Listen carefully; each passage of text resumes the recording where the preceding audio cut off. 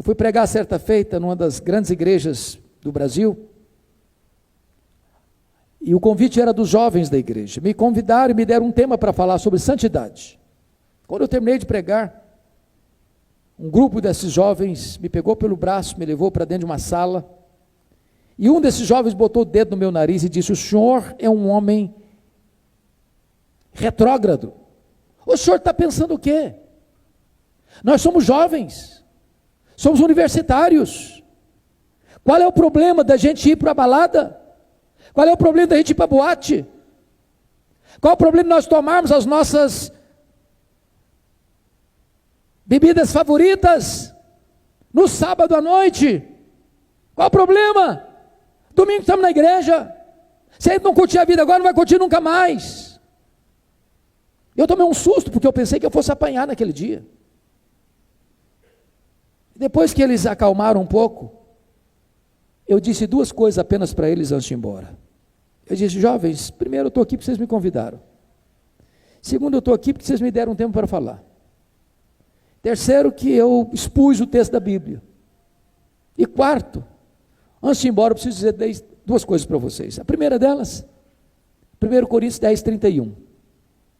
Portanto, quer comais, quer bebais, quer façais qualquer outra coisa, fazei tudo para a glória de Deus. Eu disse: tudo bem, se vocês quiserem ir para a balada, pode ir, problema não, desde que vocês façam isso para a glória de Deus.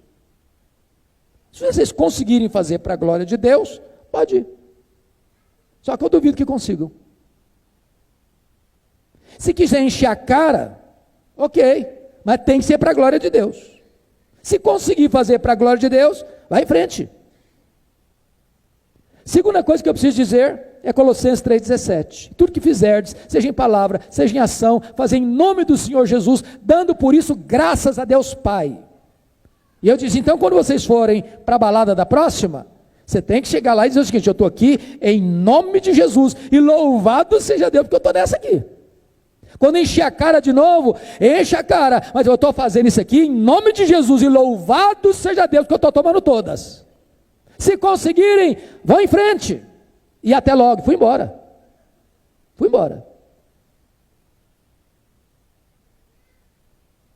O que eu jamais esperava, pastor Luciano, é que 10 anos depois eu recebo um outro convite da mesma igreja, e eu tinha até esquecido.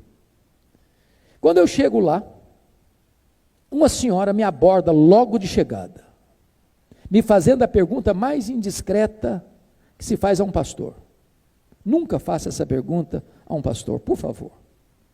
A pergunta era essa: o senhor se lembra de mim? Essa é a pergunta mais cruel que um pastor possa receber na vida. Eu olhei para aquela mulher, tornei a olhar, olhei de novo: só me perdoa, mas eu não me lembro.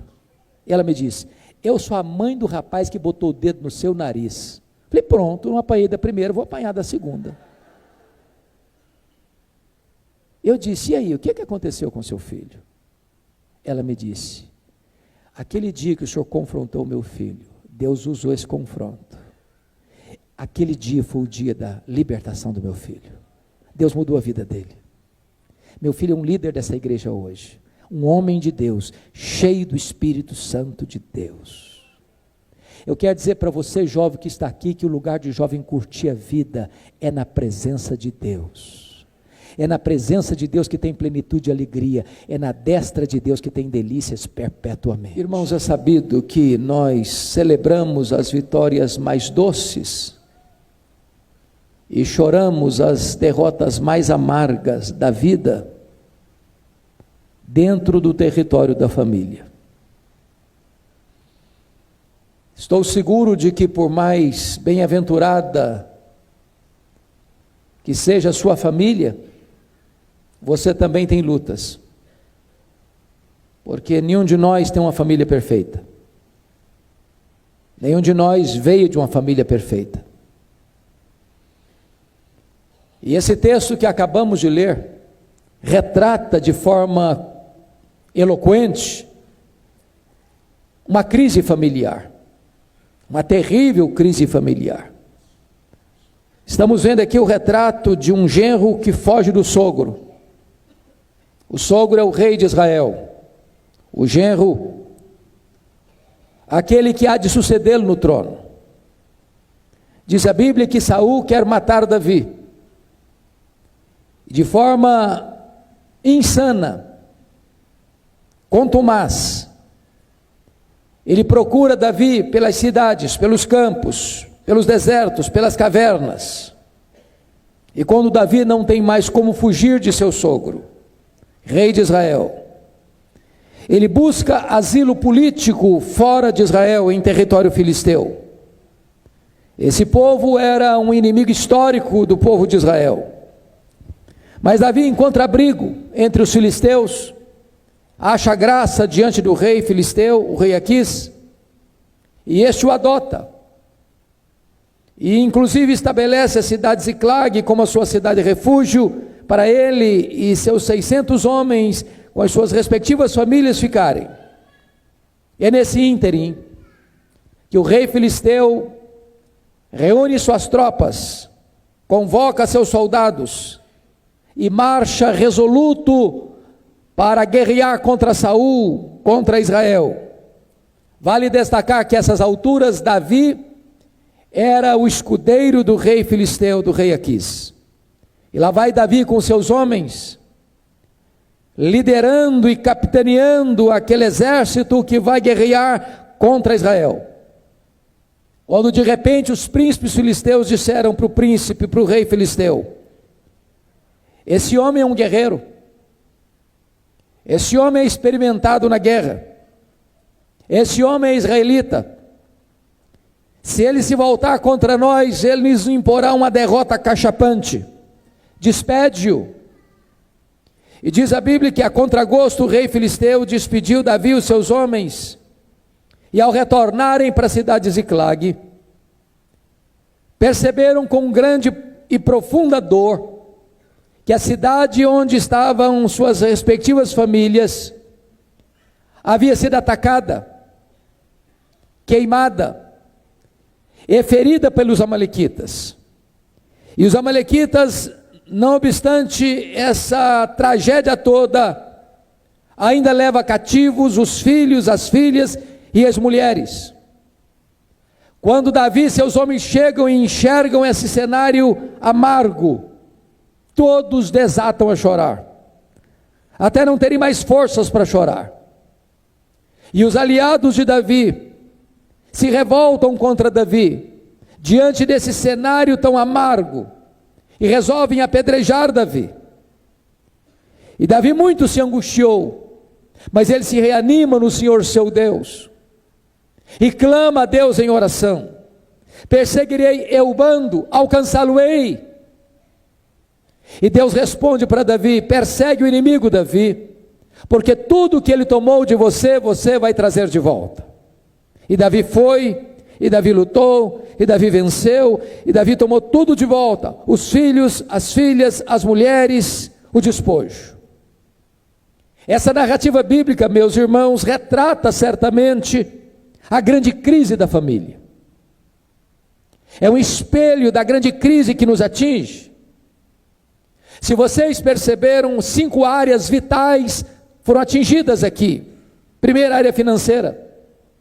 Tudo que eles tinham, tudo que eles haviam reunido, ou foi queimado, ou foi levado como despojo. O inimigo que nos ataca tantas vezes atinge também a nossa vida financeira. A segunda área que foi atingida foi a saúde. O versículo 6 diz que Davi está muito angustiado, e a angústia é a porta de entrada de muitas doenças. A terceira área que foi atingida foi a área do casamento. As mulheres todas estavam prisioneiras, as mulheres todas estavam cativas, os homens chegaram e seus respectivos cônjuges estavam nas mãos do inimigo. A quarta área que foi atingida foram os filhos. Os filhos estavam prisioneiros, os filhos estavam cativos nas mãos dos seus inimigos e adversários. E a última e quinta área que foi atingida foram as amizades. Aqueles que caminharam com Davi, que estavam lado a lado com Davi, que defendiam Davi, que estavam prontos a dar a vida por Davi, se insurgem contra Davi e querem apedrejá-lo. Essas 5 áreas ainda hoje são atingidas na sua família, seja a sua vida financeira, seja a sua saúde, seja o seu casamento, seja os seus filhos, seja os seus amigos. E então, eu convido você a pousar os olhos nesse texto comigo e extrair daqui algumas lições. Em primeiro lugar, eu gostaria que você olhasse comigo como é que é esse ataque frontal do inimigo à nossa casa, à nossa família. Podem ter certeza disso, irmãos. A família está sob ataque de forças visíveis e invisíveis. Há um ataque frontal sobre a família, que vem das nossas cortes, que vem dos nossos parlamentos, que vem da grande mídia, que vem da imprensa, que vem do cinema, que vem do teatro, que vem de todos os cantos, de todos os lados, para se desconstruir a família, para se minar os alicerces da família, para se derrubar os pilares que sustentam a família. E eu gostaria que você entendesse à luz do texto, como é que é esse ataque. Em primeiro lugar, veja comigo o verso 1. Já os amalequitas tinham dado com ímpeto contra o Suiziclag. Esta palavra ímpeto na língua original traz a ideia de um ataque não só frontal, mas um ataque furioso, um ataque implacável, um ataque avassalador, um ataque arrasador. Meus irmãos, o inimigo não brinca, ele não tira férias, ele vive ao nosso derredor como um leão, tentando nos destruir e nos devorar. E certamente a área que ele quer mais atingir é a sua vida, é o seu casamento, são os seus filhos, são os valores da sua família. E ele vem com fúria assassina, ele vem para destruir, ele é ladrão, ele é assassino, ele vem roubar, matar e destruir. Quantas famílias machucadas, arruinadas e massacradas por esse ataque. Eu estava certa feita num culto em Vitória, culto familiar. E enquanto eu pregava, uma mulher chorava copiosamente, eu não sabia por quê. Quando terminei de pregar, eu fui conversar com ela e perguntei: o que está acontecendo com a senhora? Ela me respondeu assim: pastor, o diabo destruiu a minha vida. E eu perguntei: o que a senhora quer dizer com isso? Ela me respondeu: eu tinha uma família, meu marido, meus 2 filhos, um bom apartamento, um bom salário, mas nós nunca tivemos paz na nossa casa. Ela me disse que certa noite foi acordada com o grito de seus filhos. Ela se levanta apavorada, o marido não está do lado. Ela corre na direção do quarto, a porta está trancada. Ela bate a porta não se abre. Ela arrebenta a porta e se depara com um quadro horrível. O seu próprio marido apunhalava seus filhos. E quando ela entra no quarto, o marido enterrou o punhal sobre o peito e caiu sem vida sobre os corpos ensanguentados de seus filhos. Ela me disse: pastor, eu levei toda a minha família para o cemitério. O diabo destruiu minha vida. Bendito seja Deus, porque o ano passado eu estava distribuindo esse livreto cada dia pelas ruas de Vitória. E de repente eu vejo ao longe uma mulher que corre na minha direção, me chamando pelo nome, e eu olhei para ela e não a reconheci. E ela veio e me deu um abraço e disse: pastor Hernandes, o senhor não se lembra de mim, mas eu sou aquela mulher cujo marido matou os meus 2 filhos. Eu quero dizer para o senhor que Jesus mudou minha vida, que Jesus transformou o meu coração, que Jesus me deu esperança para viver, e hoje eu encontrei em Jesus o refúgio para a minha alma. Há muitas pessoas massacradas, irmãos, mas notem comigo, em segundo lugar, no verso 1 ainda, que os amalequitas feriram e queimaram a cidade. É claro que você queima estruturas físicas, mas você fere pessoas. E se existe uma coisa, irmãos, dramática na nossa geração, é que tem muitas pessoas feridas, feridas na honra, feridas na alma, feridas nas emoções, feridas fisicamente. Eu hoje mesmo recebi uma mensagem de uma jovem do outro lado do Atlântico, num processo profundo de depressão, tentativas de tirar sua própria vida, pessoas que não enxergam mais brilho, pessoas que não têm mais esperança, Pessoas que não querem mais encontrar nem mesmo um sentido para a sua vida e preferem dar cabo da vida. Pessoas que estão machucadas emocionalmente, porque foram vítimas de um abuso sexual na infância, porque não superaram determinadas tragédias familiares. Eu estava pregando num congresso em Patrocínio certa feita, era um congresso de médicos. Uma enfermeira muito sorridente nos acolhia naquele congresso. E quando eu dei a primeira palestra, aquela mulher se aproxima de mim e pergunta assim: o senhor está vendo esse bonito sorriso que eu tenho? E eu disse: é claro, é impossível não ver. E ela me disse assim: pois esse sorriso é uma mentira. Por trás desse sorriso eu escondo uma alma doente e ferida. Há muitas pessoas feridas. Há muitas famílias feridas. Certa feita eu fui procurado por um líder da nossa igreja, lá em Vitória. E ele disse: pastor, o senhor não conhece a minha mãe. Eu sou filho primogênito. A minha mãe tem quase 80 anos. Desde que eu a conheço é uma mulher triste. Já levamos em psicólogo, já levamos em psiquiatra, já fizemos todo tipo de exame que o senhor possa imaginar, ninguém constata nada, mas ela tem uma tristeza crônica. O senhor podia orar por ela? Eu falei: eu vou. Quando eu chego naquela casa, aquela mulher estava assentada num sofá, com um olhar distante, com um semblante abatido, e eu comecei a conversar com ela. Daqui a pouco ela disse para a sua família: eu quero ficar sozinha com o pastor. Quando eu fiquei só com ela, ela olhou nos meus olhos e me disse assim: pastor Hernandes, eu sofro há 60 anos. Eu disse: o que aconteceu? Ela me disse: eu traí meu noivo, ele nunca ficou sabendo. Eu me casei com ele, fui muitos anos casada com ele, tivemos vários filhos, já sou viúva há muitos anos, mas aquele pecado está diante dos meus olhos como se eu tivesse cometido hoje de manhã. Eu vivo atormentada pelo chicote da culpa, eu não tenho paz, eu sou prisioneira, eu vivo numa masmorra emocional. E eu confesso para vocês que eu chorei com aquela mulher naquele dia, porque percebi que o diabo mantivera aquela mulher prisioneira 60 anos. Eu falei para ela da graça de Deus, eu falei para ela do perdão que há no nome de Jesus, no sangue do Cordeiro, e aquela mulher naquela tarde se rendeu a Cristo, o sorriso brotou no seu rosto, e eu tive o privilégio de discipulá-la, de batizá-la e de acompanhá-la mais 10 anos, mas estava prisioneira, machucada e ferida. Há muitas pessoas assim ainda hoje.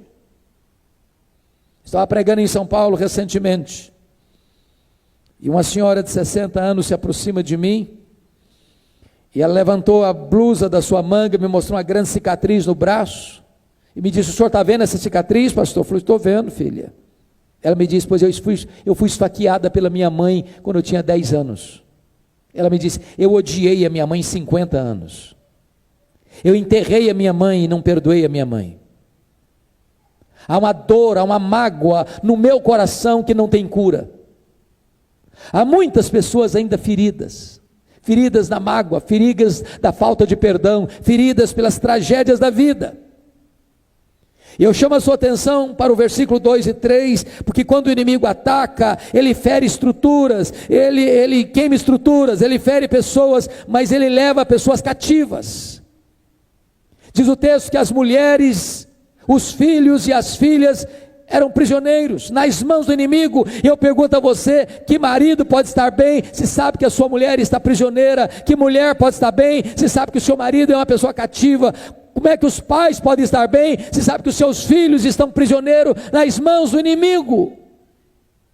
Há muitos que estão prisioneiros, estão acorrentados com algemas invisíveis, de pecados, de promiscuidade, de vícios, de drogas, de ganância, de coisas que vão como que um cipó enleando a vida, amarrando a vida, e as pessoas ficam presas nesse cipoal existencial.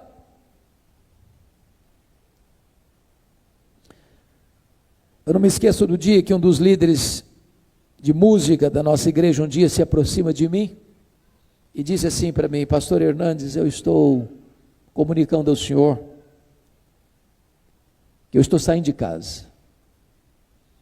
Eu encontrei outra mulher, quero viver uma aventura. Estou deixando a minha esposa, estou deixando minhas 2 filhas, estou deixando a igreja, estou deixando o ministério de música, estou rompendo com tudo. Em vão eu conversei com aquele homem, aconselhei aquele homem, orei com aquele homem, ele estava resolutamente determinado. E ele foi embora mesmo. Se envolveu com uma pessoa ligada à feitiçaria. Às vezes eu ia na sua casa lhe visitar, tinha despachos aos demônios dentro da sua casa. Chegou a ponto de ir a cemitérios à meia-noite, fazer trabalhos para os espíritos demoníacos. E eu falava, e eu confrontava, e eu exortava, e não adiantava nada. Até que um dia eu contei para esse rapaz uma experiência que eu tive na África do Sul, na missão Quacisabando. Na cultura Zulu, quando um rapaz começa a namorar com a moça, ele dá para ela um lenço branco. Enquanto o namoro dura, aquela moça fica com o lenço. Se o namoro terminar, a moça precisa devolver o lenço branco para o rapaz. E nós estávamos na missão, quando aconteceu um fato de um rapaz, ex-namorado, abusar de uma moça, e a família levou o caso às autoridades locais, para que aquele rapaz fosse exemplarmente punido. A primeira pergunta que a autoridade fez para a menina foi essa: você devolveu o lenço branco a ele? Ela respondeu: não. Disseram então: não podemos fazer nada contra ele, essa é a nossa cultura. Eu disse então para aquele rapaz: você precisa devolver o lenço branco. Passaram-se alguns dias, o telefone do meu gabinete pastoral tocou, corri para a casa dele e ele me disse assim: corre para cá, porque eu quero devolver o lenço branco. Eu disse: estou indo para aí. Quando eu cheguei, me assentei de frente a ele. Eu nunca tinha visto nada semelhante. Esse homem começa a tremer da cabeça aos pés. Esse homem começa a suar a sua roupa, que parecia que tinha tomado um banho. Ficou todo ensopado, rosto transtornado. Eu sabia do nível da batalha espiritual que ele estava travando. Eu perguntei: você está disposto a romper e a lhe entregar o lenço branco? Eu disse: eu preciso. Eu disse: então você pega uma caixa e joga tudo o que você tem de feitiçaria dentro dessa casa, nessa caixa. E ele começou a trazer velas, e ele começou a trazer pantuás, e ele começou a trazer aventais, e ele começou a trazer roupas, e ele começou a trazer colares, e ele começou a trazer toda aquela quinquilharia, e aquela caixa ficou cheia dessas quinquilharias. Eu disse: agora nós vamos levar essa caixa para o quintal, vamos jogar 1 litro de álcool em tudo isso aqui, e vamos queimar isso, como um sinal do rompimento com essas práticas, como aconteceu na cidade de Éfeso, onde as pessoas queimavam os seus livros de magia em praça pública. Jogamos 1 litro de álcool, ele pegou o palito de fósforo, riscou, e não pegou fogo. Riscou o segundo palito de fósforo, jogou na caixa, não pegou fogo. Esse homem deu uma gargalhada cavernosa e disse: não vai pegar fogo. E eu disse: vai pegar fogo agora, em nome de Jesus, porque eu vou riscar o palito de fósforo. Quando eu risquei aquele palito de fósforo, o fogo pulou naquela caixa, e esse homem deu um grito ensurdecedor e caiu desmaiado aos meus pés. Eu clamei pelo nome de Jesus. O Senhor o trouxe à consciência, e o trouxe à consciência com o coração quebrantado e arrependido. Estava prisioneiro, acorrentado nas mãos do inimigo. Preste atenção ainda, irmãos, que outra artimanha do inimigo, notem comigo, está aí no versículo de número 4, aliás, o versículo 6. Outra artimanha do inimigo é esta: Davi muito se angustiou, pois o povo falava de apedrejá-lo, porque todos estavam em amargura, cada um por causa de seus filhos e de suas filhas. O ponto é esse, é que o inimigo, além de entrar, de fazer um estrago, jogando marido contra mulher, mulher contra marido, pais contra filhos, filhos contra pais, irmãos contra irmãos, e a despeito de provocar uma guerra dentro de casa, agora outra artimanha do inimigo é jogar uns contra os outros. Notem vocês que aqueles homens de Davi eram amigos de Davi, eram aliados de Davi, eram pessoas de confiança de Davi, gente que estava pronta a dar a vida por Davi, mas agora está contra Davi, quer apedrejar Davi. Esse é o problema ainda hoje da família. Surge um problema dentro de casa, aí um acusa o outro, o marido acusa a mulher acusa o marido, o pai acusa o filho acusa o pai, a filha acusa a mãe acusa a filha, irmão acusa irmão, e em vez de todos se unirem, todos se juntarem para enfrentar o inimigo, não, o inimigo começa a provocar divisão e cisânia dentro da família. Isso é a estratégia do inimigo.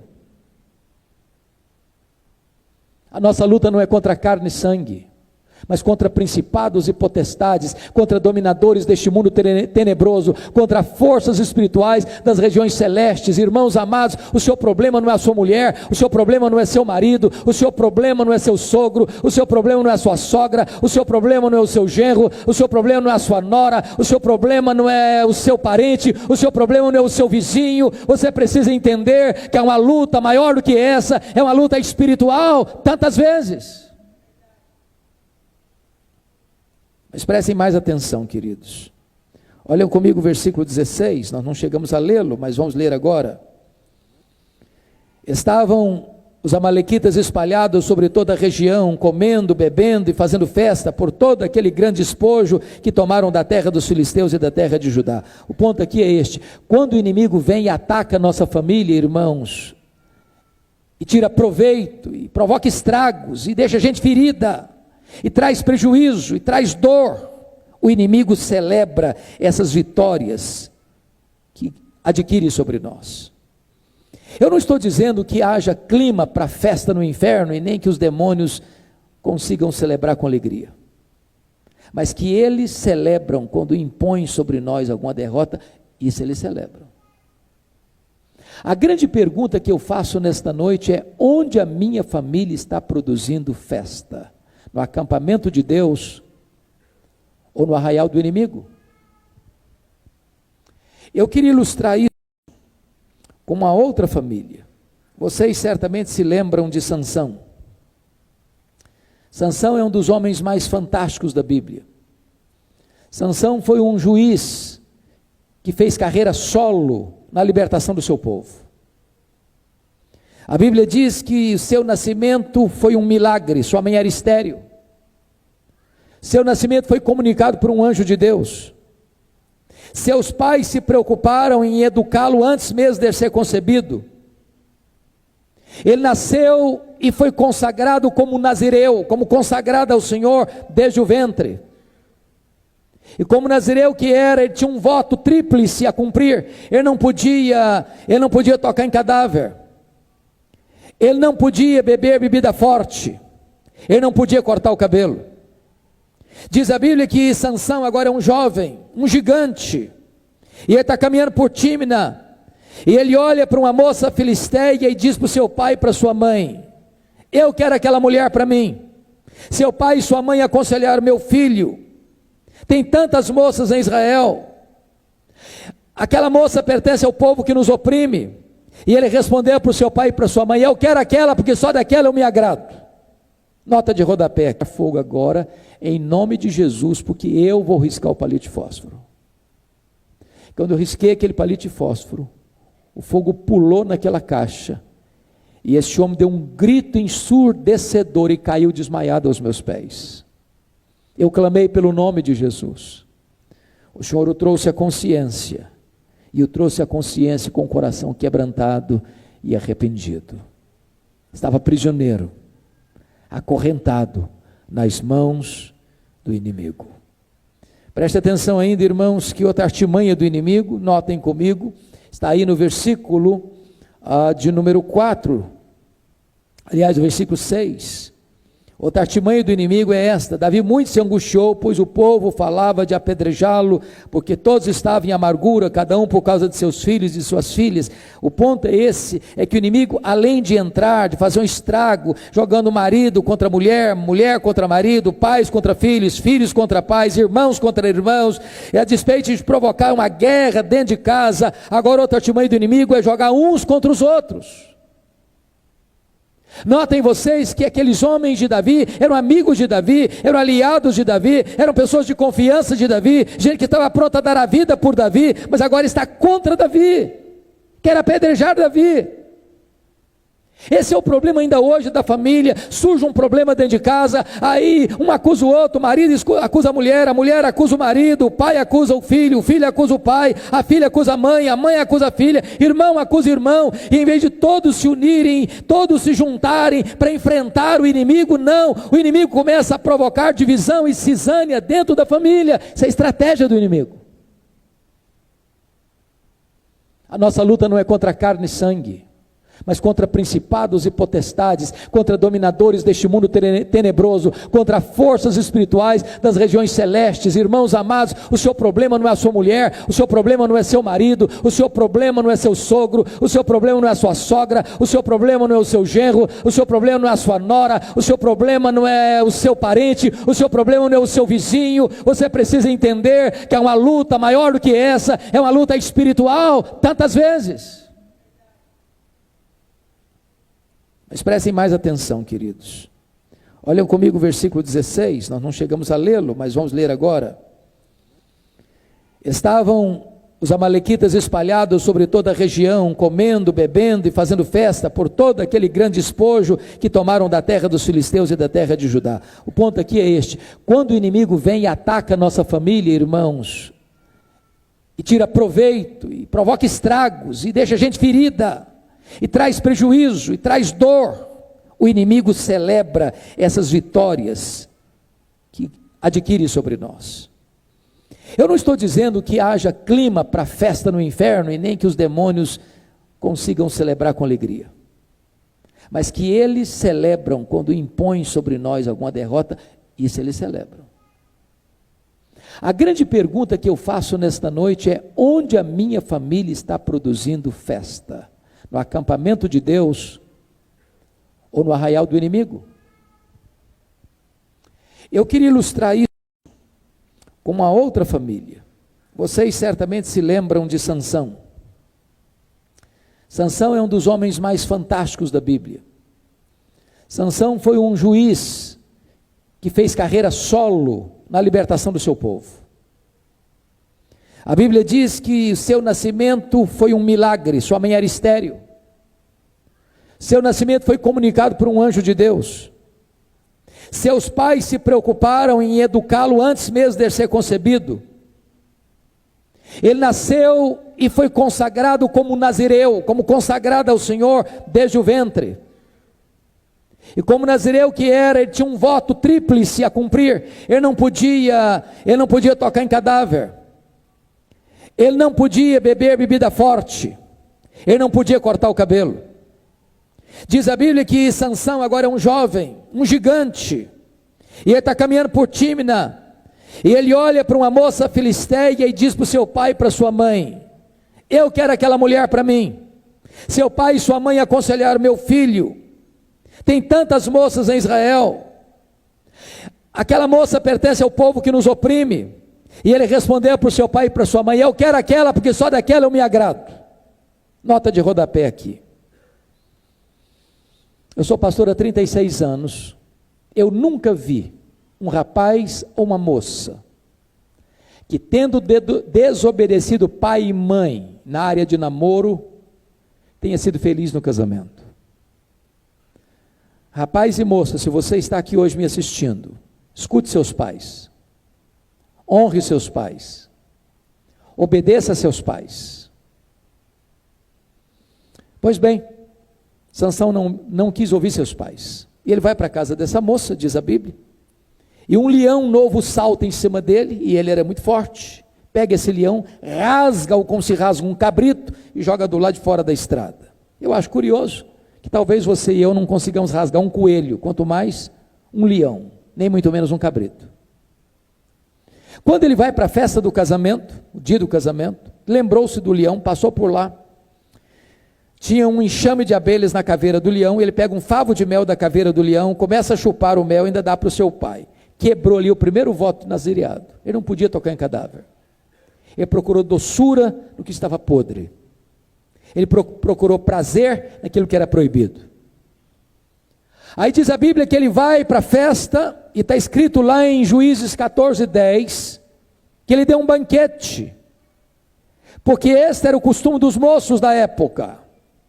Ele era um nazireu, Ele não podia beber bebida forte, mas ele não teve peito, ele não teve coragem para dizer: a minha festa é diferente, eu sou consagrado a Deus, eu não posso fazer o que as outras pessoas fazem, eu preciso me manter fiel ao pacto e ao voto de consagração que eu fiz ao meu Deus. E porque ele não teve coragem de ser diferente, ele quebrou o seu segundo voto de nazireado. A Bíblia diz que nessa festa ele propõe um enigma, e para que o enigma fosse contado, os inimigos espreitaram a sua mulher, oprimiram a sua mulher e disseram: tira esse segredo do seu marido, porque se ele não contar esse segredo, nós vamos matar você e matar a sua família. E Sansão precisa sair então dessa festa para matar 30 filisteus. Eu acho que não tem graça uma coisa dessa, devia ir para o livro dos Guinness, porque nem lua de mel ele teve. Quando ele retorna dessa matança, o seu sogro havia dado a sua mulher para outro homem. Ele se enfurece, queima a campina dos filisteus. Eles prendem Sansão e ele mata 1000 filisteus com a queixada de jumento. E ele sai dali e desce a Gaza, e ele, que era um homem cheio do Espírito Santo, se deita com a prostituta. Ele sai de Gaza com os portões da cidade nas costas e com o pecado da cidade no coração, e vai deitar no colo de Dalila, que vai enganá-lo, que vai traí-lo, que vai enredá-lo. E diz a Bíblia que depois de muitas insistências, ela tira dele o segredo, corta o seu cabelo, quebra o último voto de nazireado. Diz a Bíblia que o Espírito de Deus se retirou dele, tornou-se um homem fraco, impotente, foi preso, vazaram os seus olhos. Ele, que se chama Luz, ficou cego. Levaram Sansão para o templo de Dagom, e lá zombaram do Deus de Israel, e promoveram festa a um Deus pagão, porque um filho de Deus, produziu festa no acampamento do inimigo, e não no arraial de Deus, porque brincou com o pecado. Eu quero encorajar você que veio aqui hoje,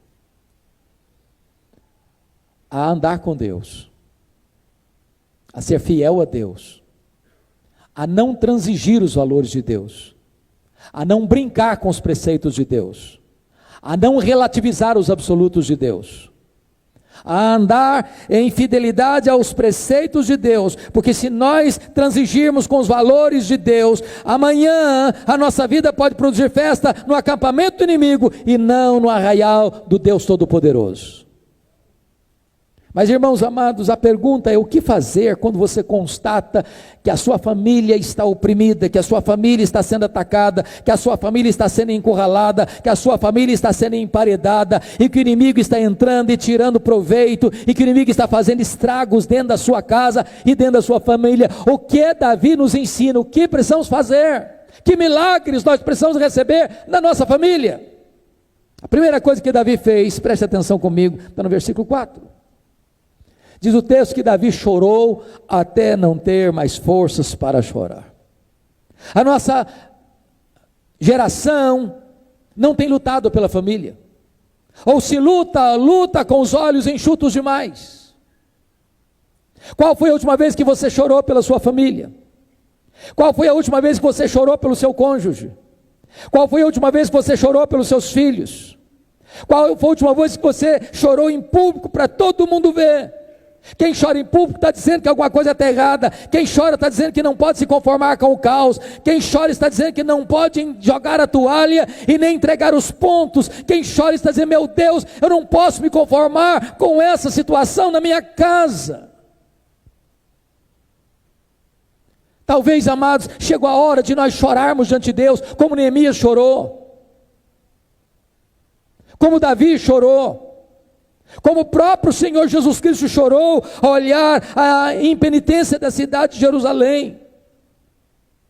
Tem muitos filhos prisioneiros, tem muita situação grave instalada na nossa família. Eu não estou falando nem de enfermidades graves, eu não estou falando nem de drogas, eu não estou falando nem de situações de devassidão. Muitas vezes a família está bem financeiramente, bem de saúde, mas existe aí um espírito de materialismo, de consumismo, de mundanismo, de conformação com este século, onde Deus é jogado para a lateral, onde Deus não é prioridade, onde não tem deleite na palavra, onde não tem mais vida de oração, onde o fogo do altar já cessou há muito tempo, onde a vida é tocada sem a presença de Deus.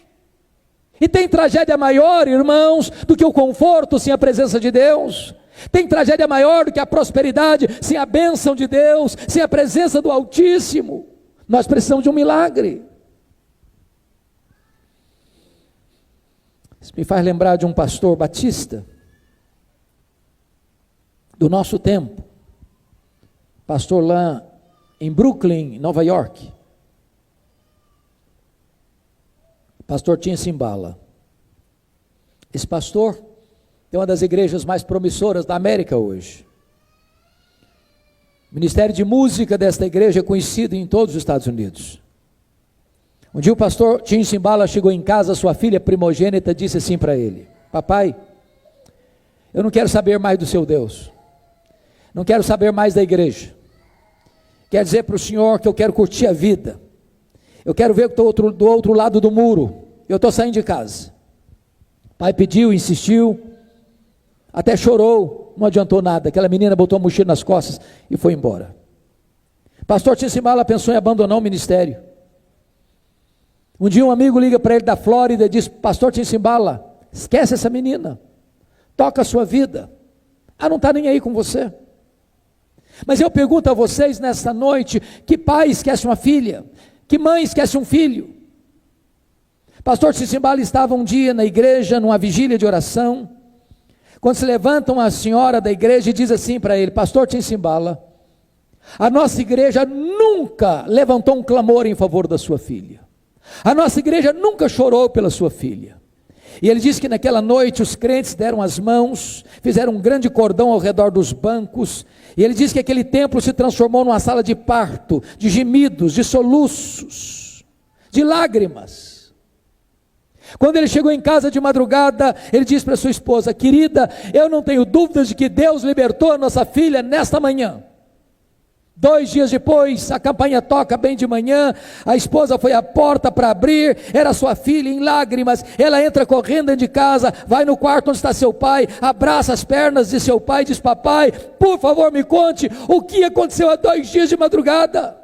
Eu estava em casa, parece que escamas caíram dos meus olhos, o meu coração foi tocado, foi quebrado. Eu quero dizer para o senhor que eu estou de volta para Deus, eu estou de volta para a minha família, eu estou de volta para a minha igreja. Jesus libertou a minha alma. Em nome de Jesus, você pai, você mãe, você avô, você avó, não gerou filhos para a morte, você não gerou filhos para o cativeiro, você não gerou filhos para povoar o inferno. Seus filhos são herança de Deus, seus filhos são presente de Deus. Não desista de seus filhos em nome de Jesus. Chore por eles, jejue por eles, mas não desista deles. Mas preste atenção. Segunda coisa que Davi fez, está escrita ainda no versículo 6. Davi muito se angustiou, pois o povo falava de apedrejá-lo, porque todos estavam em amargura, cada um por causa de seus filhos e de suas filhas. Porém Davi se reanimou no Senhor, seu Deus.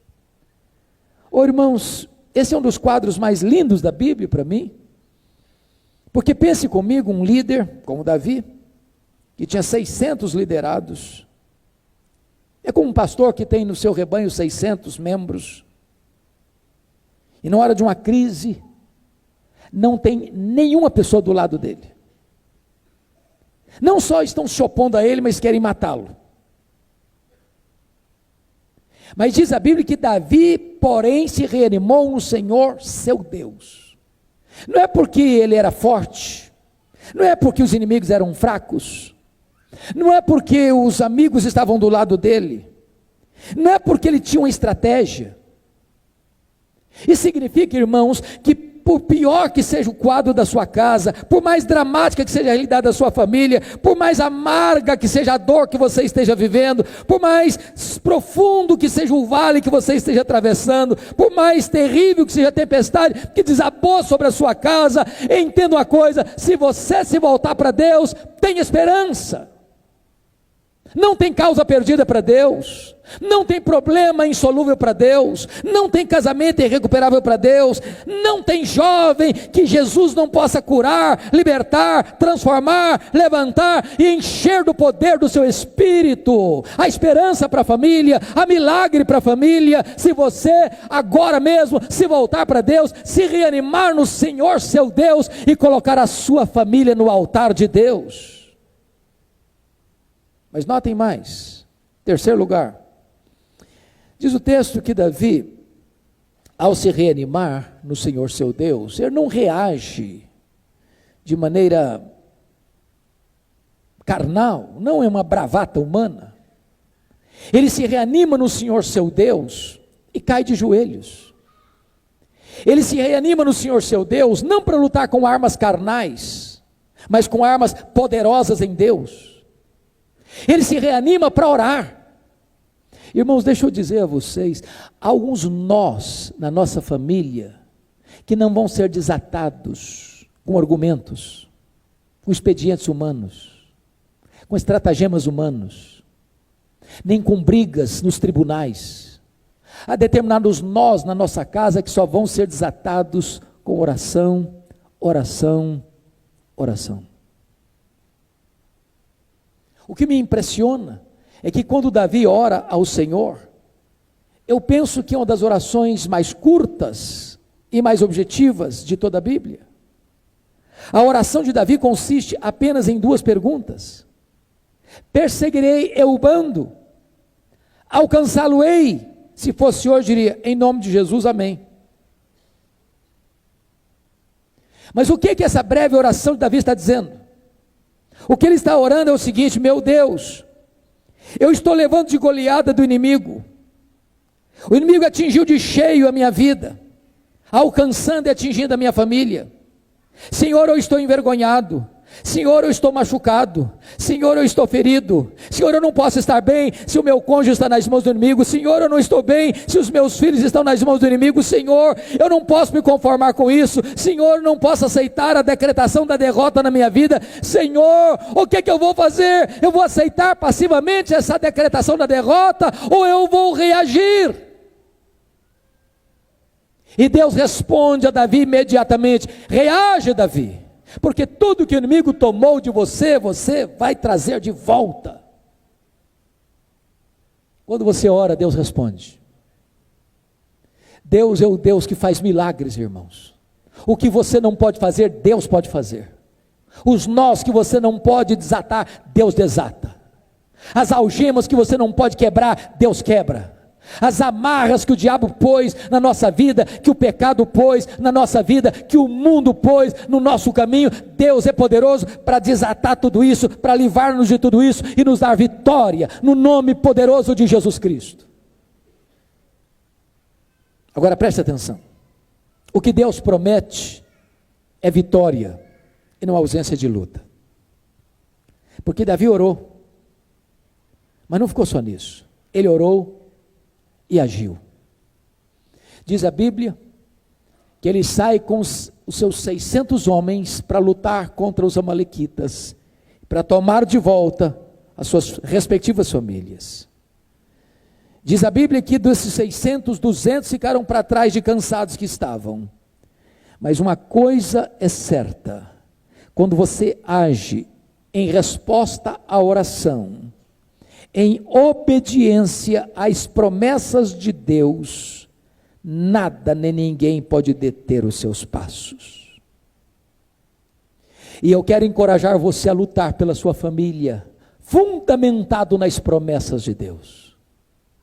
Deus promete abençoar sua família, restaurar sua família, libertar sua família, perdoar sua família, recuperar sua família, soerguer sua família, instrumentalizar sua família, e em nome de Jesus, não entregue os pontos, não joga a toalha, não desista, não recue, não dê marcha ré, em nome de Jesus avança, toma posse daquilo que Deus lhe deu, não deixe nada nas mãos do inimigo. Davi foi, Davi lutou, Davi venceu, Davi tomou tudo de volta, as coisas grandes, as coisas pequenas, os filhos, as filhas, as mulheres e o despojo, tudo Davi tornou a trazer.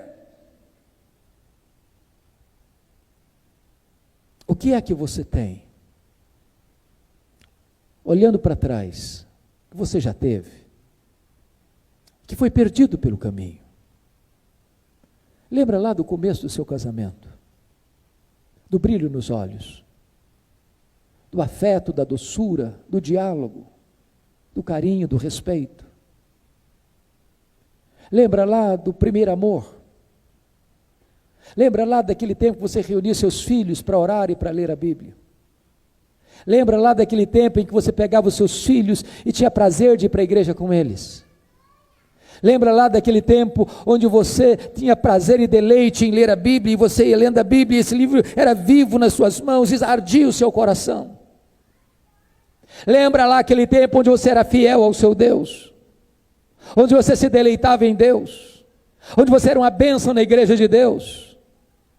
Quem sabe essas coisas foram tiradas de você, quem sabe você foi perdendo e perdendo o entusiasmo, e perdendo o ânimo, e perdendo a alegria, e colocou sua vida espiritual no piloto automático. Quem sabe hoje os seus filhos não vão mais para a igreja, quem sabe hoje você não tem mais culto doméstico na sua casa, quem sabe hoje você não lê mais a Bíblia com esse entusiasmo, quem sabe o fogo do altar, da oração já se apagou lá dentro da sua casa, e agora em nome de Jesus, você pode tomar isso de volta, você pode tomar isso de volta, você pode tomar isso de volta.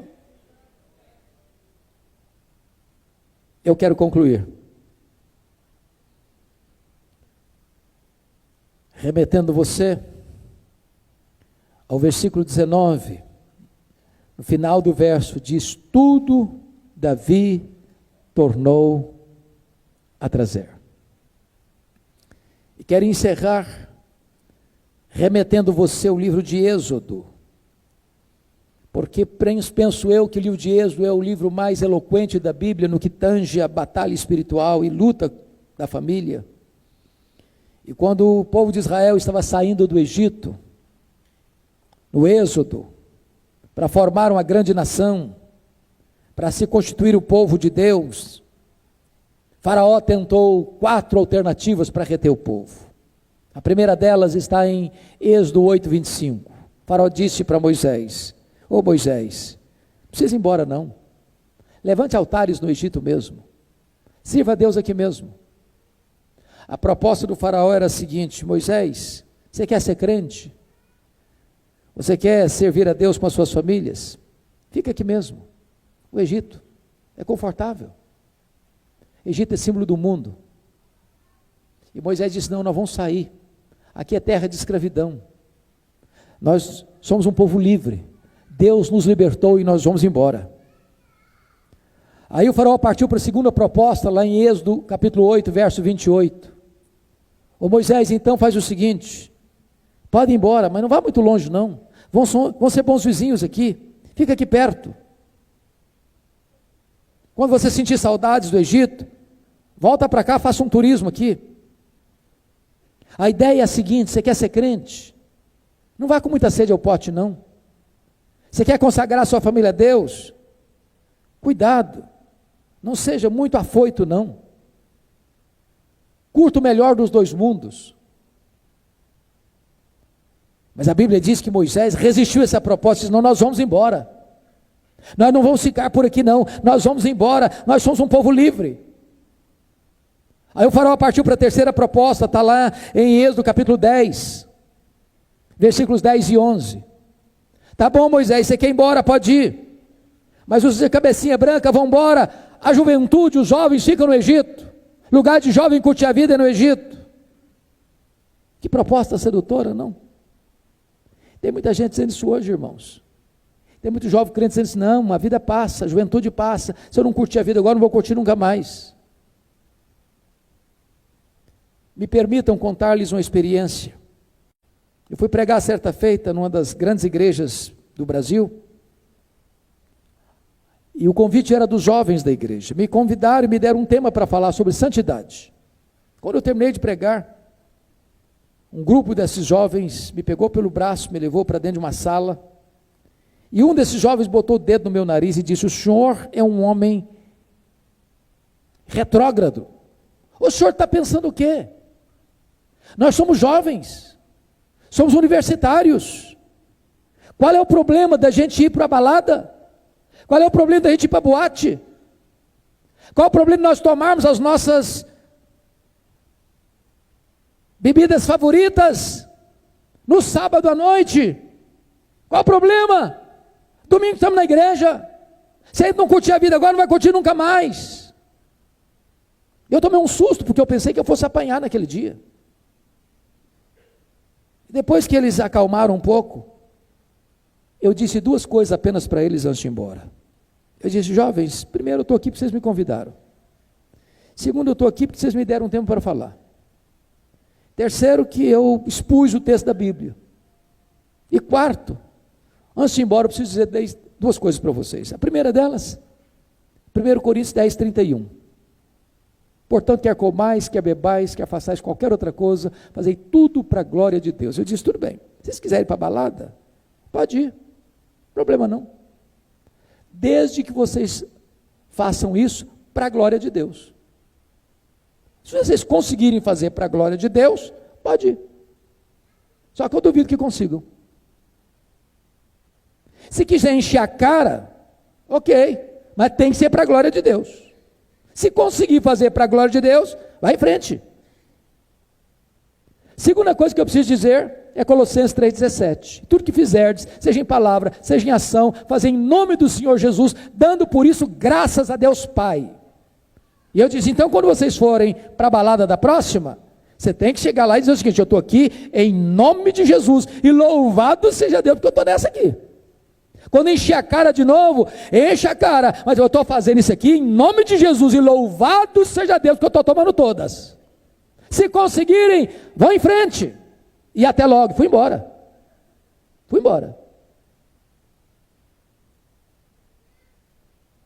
O que eu jamais esperava, pastor Luciano, é que 10 anos depois eu recebo um outro convite da mesma igreja.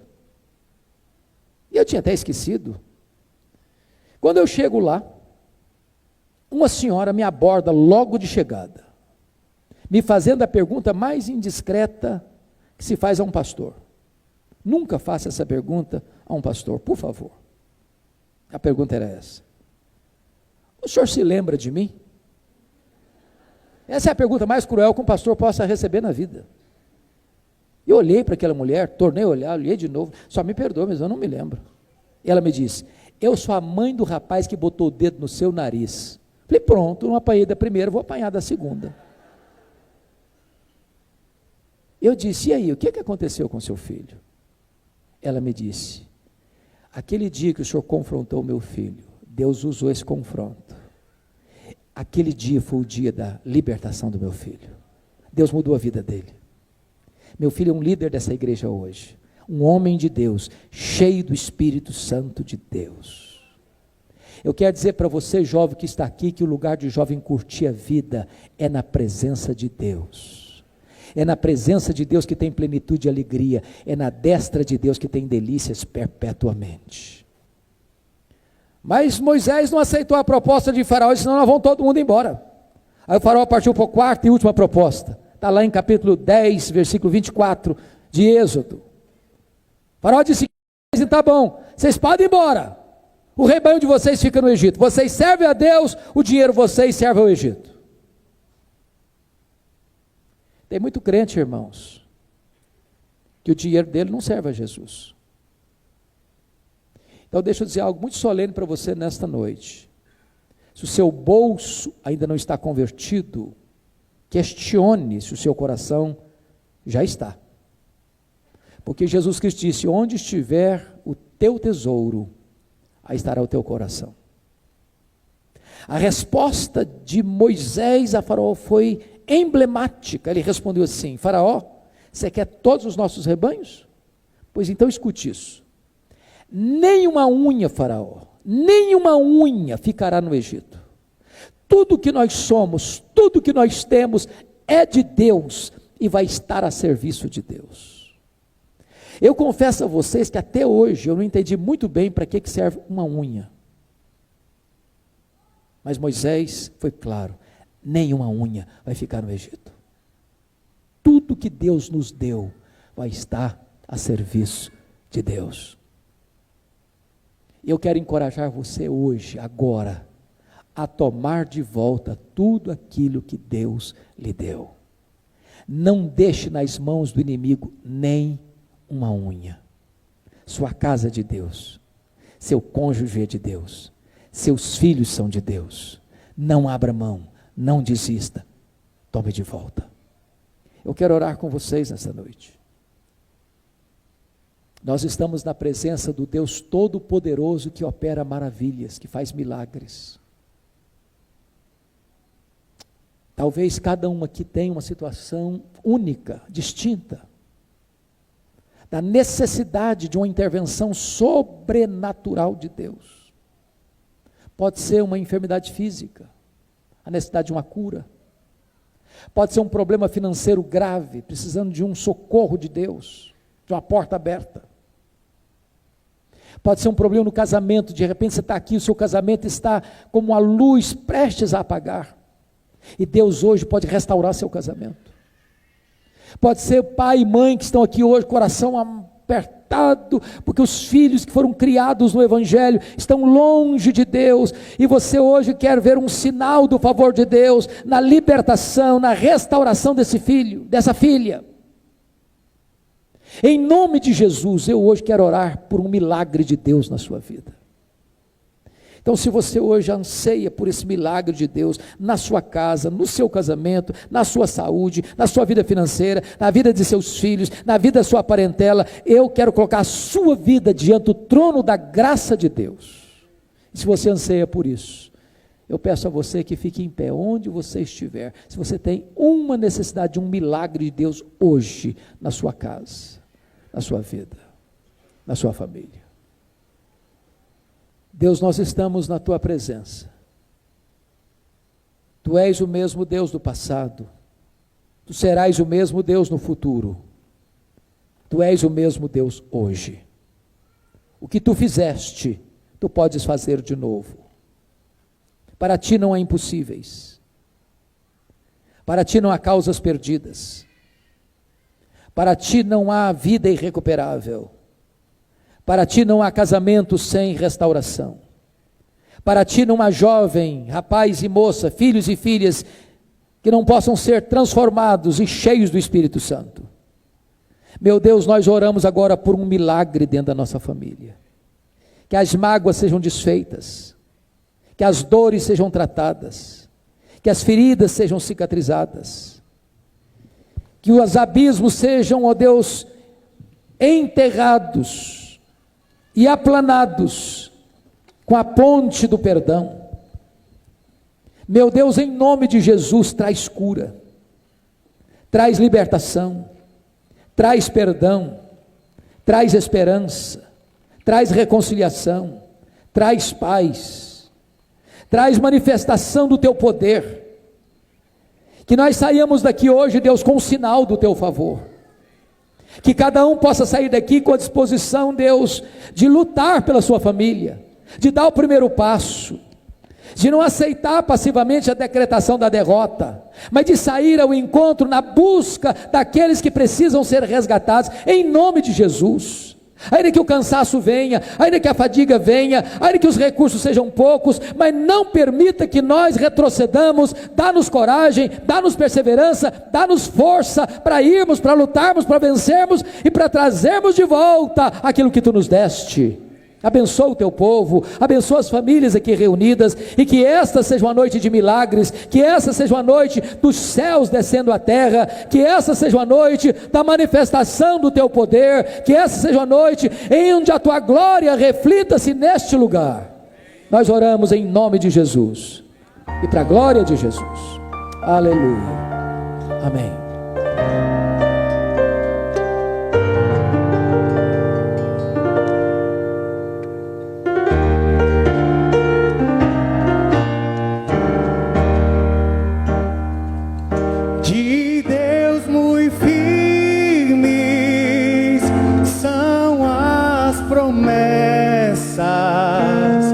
Falhando tudo, não falharão. Se das estrelas o brilho cessa,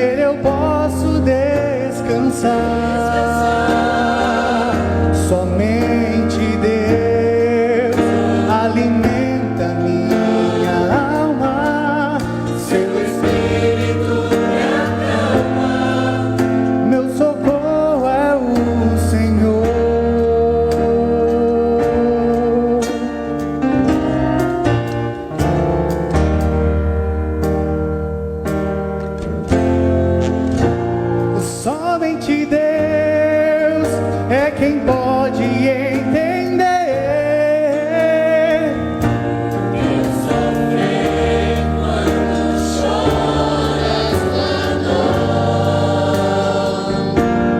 Somente Deus, somente Deus, somente Deus.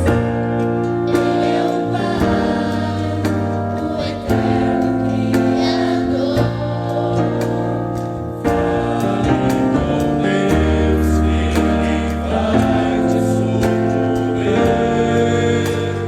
Somente Deus, somente Deus.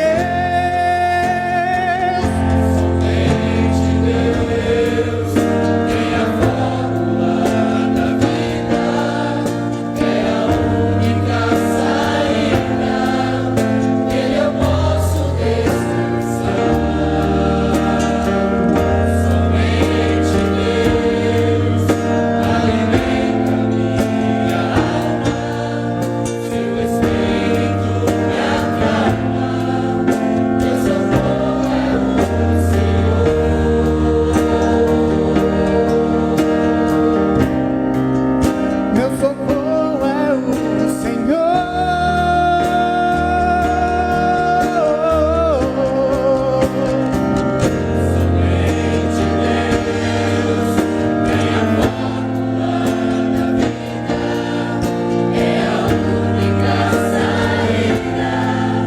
Nele eu posso descansar.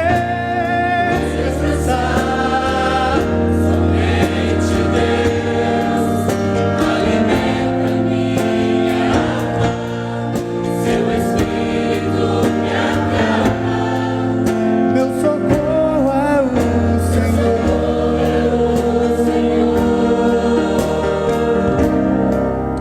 Meu socorro é o Senhor.